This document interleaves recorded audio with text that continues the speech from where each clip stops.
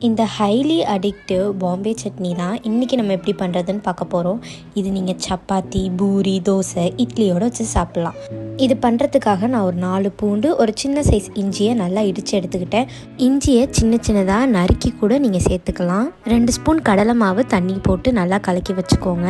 இப்போது சட்டியில் 2 ஸ்பூன் எண்ணெய், கொஞ்சம் கடுகு, அதோட கொஞ்சம் கருவேப்பிலை போட்டு நல்லா பொரிய விடுங்க. இதோட ஒரு பச்சை மிளகா, ஒரு பெரிய சைஸ் வெங்காயம் நல்லா வதங்குற அளவுக்கு வதக்கிக்கோங்க. இதோட 2 சின்ன பழுத்த தக்காளி, கொஞ்சம் உப்பு, தக்காளி நல்லா வதங்கணுங்கிறதுக்காக 1/2 டீஸ்பூன் மஞ்சள்தூள், 1/2 டீஸ்பூன் மிளகு பொடி, காரத்திற்கேற்ப மிளகாத்தூள், நம்ம இடித்து வச்சுருந்த இஞ்சி பூண்டு, இதோட நம்ம தண்ணியில் கலக்கி வச்சுருந்த கடலை மாவையும் சேர்த்துப்போம். நல்லா கலக்கிக்கோங்க. ஒரு கெட்டி தன்மை வரும். அப்போது நிறையா தண்ணி ஊற்றி கட்டி வராமல் நல்லா கலக்கிக்கோங்க. இதோட கொஞ்சம் கரம் மசாலா, கூட கொஞ்சம் கசூரி மெத்தி, அப்புறம் இடித்த சோம்பு. சூப்பரான பாம்பே சட்னி ரெடி. மறக்காமல் வீட்டில் செஞ்சு பாருங்கள்.